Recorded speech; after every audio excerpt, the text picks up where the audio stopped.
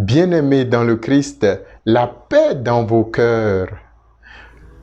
L'Église catholique célèbre en ce dimanche la fête des rameaux.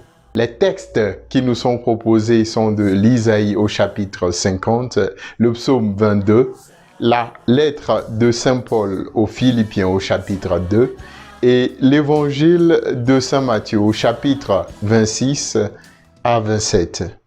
La voix du Seigneur aujourd'hui, une réflexion proposée par le jésuite Jean Améblé. Le thème de notre méditation est la vulnérabilité de Dieu. Face au mystère de la souffrance, d'aucuns s'interrogent. Vivre, c'est aimer. Aimer, c'est souffrir. Souffrir, c'est mourir. Alors pourquoi vivre? Au cœur même de la souffrance se trouve un mystère, une réalité difficile à vivre et à comprendre.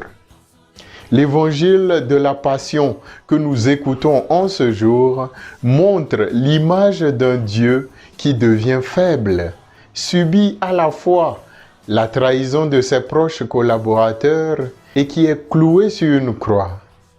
Le chant du serviteur souffrant dans le livre d'Isaïe montre combien le disciple subit les outrages, les crachats, les humiliations. Chers frères et sœurs, dans la souffrance, l'avenir semble incertain. Cet avenir même n'existe pas. Beaucoup d'entre nous découvrent que nous sommes bien vulnérables. Devant la mort des proches, durant une maladie qui nous affaiblit, nous crions vers Dieu. Pourquoi? Pourquoi cela m'arrive-t-il? Nos souffrances sont réelles. Des fois, nous vivons ces souffrances dans la solitude. Personne pour nous soutenir. Et dans nos souffrances, le temps dure.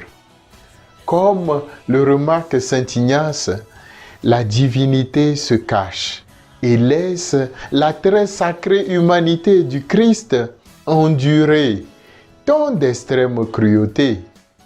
Jésus est lui-même faible devant la mort et les humiliations, mais nous pouvons apprendre de son attitude. Deux choses à considérer pour cette semaine sainte. D'abord, l'éveil de tous les sens. Oreilles, yeux, bouche, pour écouter et sentir ce Dieu silencieux qui nous accompagne dans la souffrance.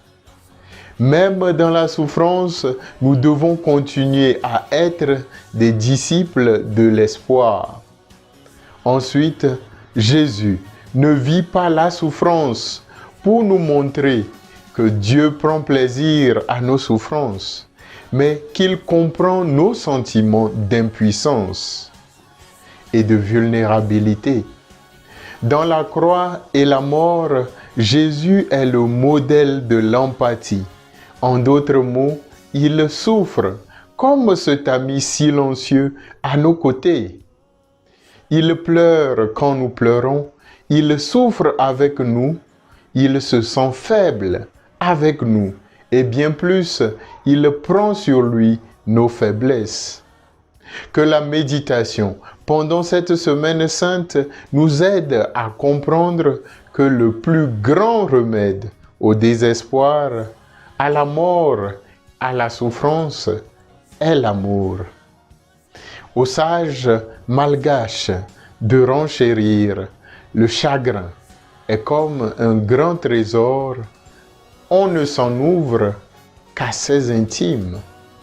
Bonne méditation et bon chemin vers Pâques.